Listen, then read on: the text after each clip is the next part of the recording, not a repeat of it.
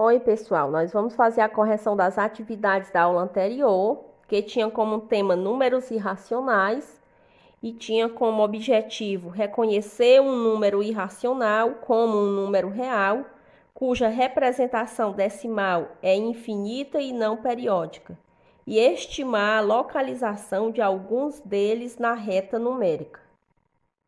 Olha, então vamos para a primeira questão. A primeira questão dizia assim, ó. As retas abaixo estão divididos em segmentos de mesma medida e os pontos P, Q, R, S representam respectivamente os números menos 3, menos raiz de 7, 5 quartos e raiz quadrada de 5. A reta que melhor representa a localização dos pontos P, Q, R e S é. Então, aqui a gente tinha a representação dessas retas. Então, ó,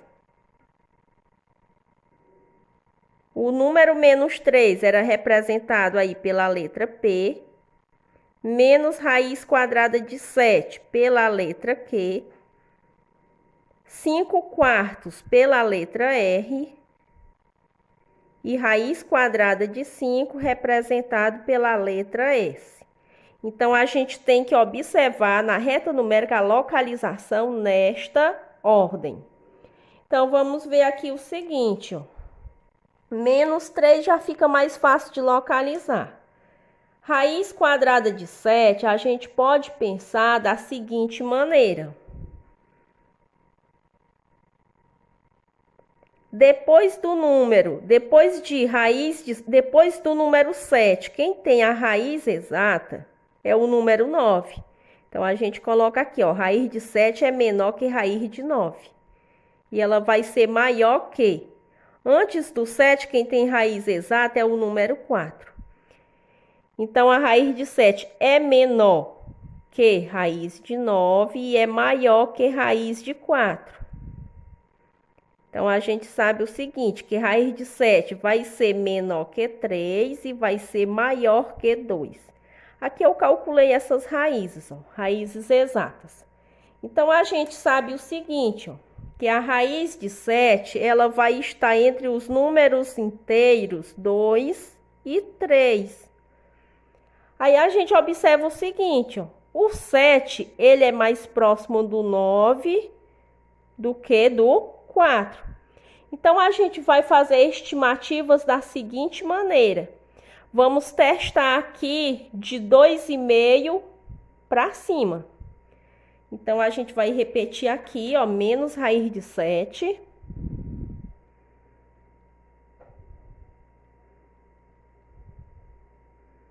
E aí, a gente vai fazer as estimativas. Vamos fazer o resultado aproximado. Então, se a gente vai testar de 2,5 para cima, vamos testar aqui o número 2,6, por exemplo. Então, a gente faz 2,6, ó, vezes 2,6. Então, fazendo 6 vezes 6, 36. Coloca 6, vai 3. 6 vezes 2 é 12. 12 mais 3 é igual a 15. 2 vezes 6, 12, vai 1. 2 vezes 2, 4, mais 1, 5. Então, baixa 6, 5 mais 2, 7 e 1 mais 5, 6. Deu 6,76, que já é bem próximo de 7. Então, a aproximação dessa raiz é 2,6. Então, aqui a gente coloca o sinal de menos, ó, porque está negativo. Então, fica menos 2,6. Então, a gente já tem a primeira aproximação. Vamos agora para o número 5 quartos. Para a gente saber o resultado de 5 quartos, a gente vai dividir numerador por denominador. Então, a gente vai dividir o número 5 pelo número 4. 5 dividido por 4 dá 1. 1 vezes 4 é 4. E 4 para 5, 1. Para continuar a divisão, a gente coloca 0. Aqui no quociente, coloca vírgula. Faz 10 dividido por 4, que dá 2. 2 vezes 4 dá 8. 8 para 10, 2. Coloca 0 de novo. Então, fica 20 dividido por 4, que dá 5. 5 vezes 4 é 20. E 20 menos 20, 0. Então, 5 quartos corresponde o quê? A 1,25. E por último, vamos calcular a raiz quadrada de 5. Então, a gente utiliza a mesma estratégia que a gente utilizou aqui, ó, para a raiz de 7. Raiz de 5, a gente pode pensar da seguinte maneira. Ela vai ser menor que, depois de 5, quem é que tem raiz exata? É o 9, né? Então, ela vai ser menor que raiz de 9 e vai ser maior que raiz de 4. Então, raiz de 5, ela vai ser menor que 3 e vai ser maior que 2.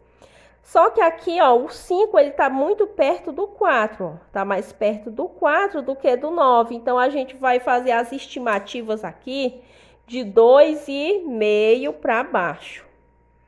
Então, a gente pode testar aqui o número 2,2, por exemplo. Vamos colocar, repetir raiz de 5 aqui, ó, para a gente fazer a aproximação. Vou repetir aqui, raiz de 5 vai ser aproximadamente.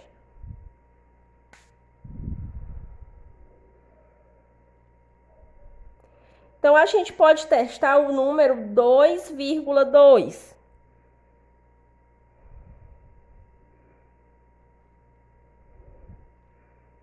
Ó, fazendo 2 vezes 2, 4. 2 vezes 2, 4. 2 vezes 2, 4. 2 vezes 2, 4. Então, baixa 4. 4 mais 4 dá 8. Baixa 4. Tem duas casas depois da vírgula, então a gente coloca vírgula aqui, ó. Ficou 4,84, que já é muito perto de 5. Então, a aproximação aqui vai ser 2,2. Agora, a gente vai localizar esses números na reta numérica. Observando aqui essa primeira reta, a gente viu anteriormente que menos 3 é representado pela letra P. Então, aqui a gente não pode marcar o item A, ó, porque aqui, ó, tem o Q, ó, Q menos 3. Então, não está representando corretamente. Aqui, ó, P menos 3, está representando corretamente. Agora, vamos observar menos raiz de 7. Menos raiz de 7 é para estar entre menos 2 e menos 3. Então, se menos raiz de 7 vai estar entre menos 2 e menos 3, a gente vai observar se aqui no item B vai coincidir com isso também.